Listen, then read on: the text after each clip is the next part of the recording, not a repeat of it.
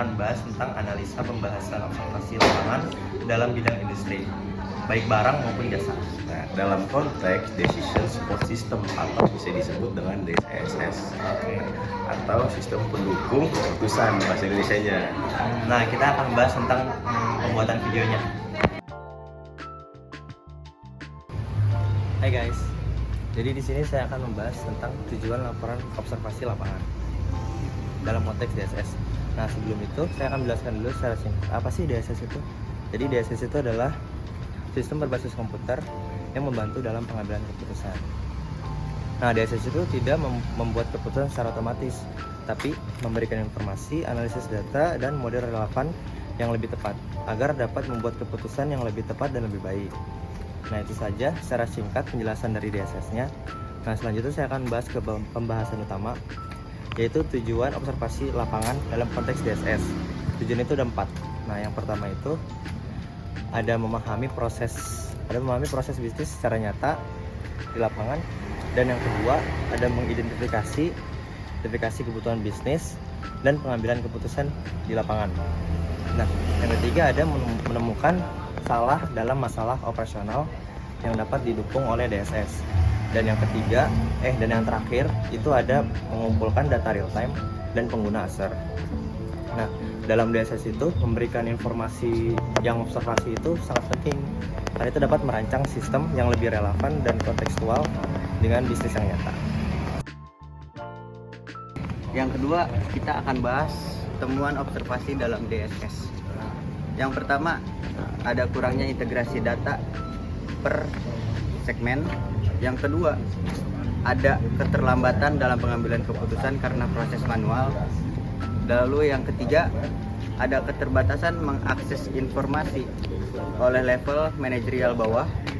Yang keempat, ada kebutuhan prediksi dan simulasi keputusan. Misalnya, permintaan, stok, jadwal kerja, dan lain-lain. Lalu yang terakhir, yang kelima, dalam industri jasa, itu contohnya ada tingginya ketergantungan pada manusia, sehingga DSS perlu lebih fokus untuk meningkatkan perilaku dan kepuasan pelanggan. Selanjutnya saya akan membahas tentang hasil observasi pada pengembangan DSS. Jadi hasil observasi pada pengembangan DSS ini dapat membantu, yang pertama itu ada merancang antarmuka pengguna UI atau UX yang sesuai dengan tingkat pemahaman pengguna. Lalu yang kedua itu menentukan jenis DSS. Jadi jenis DSS ini ada banyak.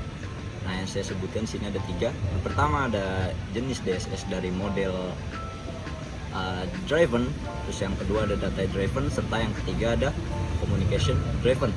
Nah, terus yang ketiga selanjutnya mengembangkan dashboard dan laporan yang benar-benar dibutuhkan oleh pengambil keputusan. Serta yang keempat atau yang terakhir itu menentukan sumber data internal dan eksternal yang harus dihubungkan ke sistem. Nah, itu penjelasan dari saya. Mungkin selanjutnya akan dijelaskan oleh teman saya.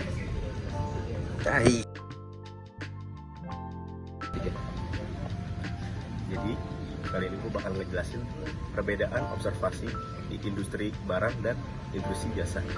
Sini gue jelasin biar kalian paham ya.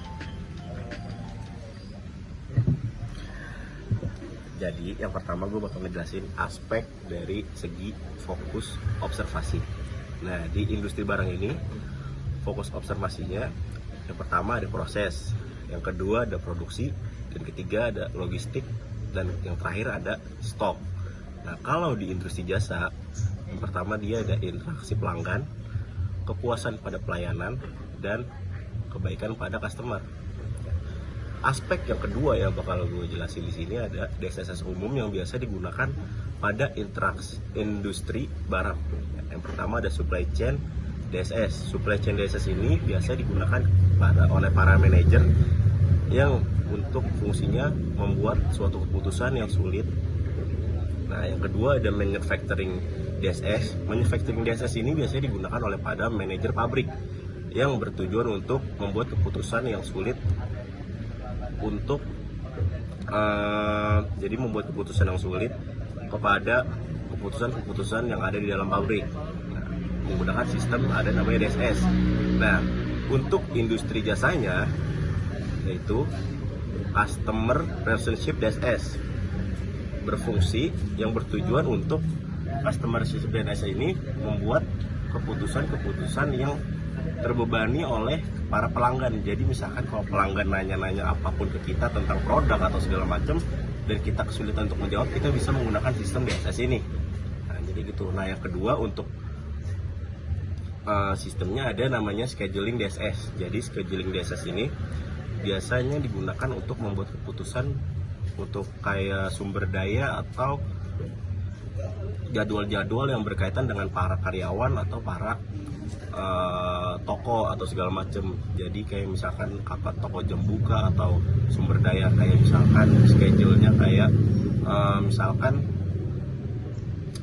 jam kerja atau karyawan masuk, karyawan pulang, itu mereka bakal di sistem menggunakan DSS.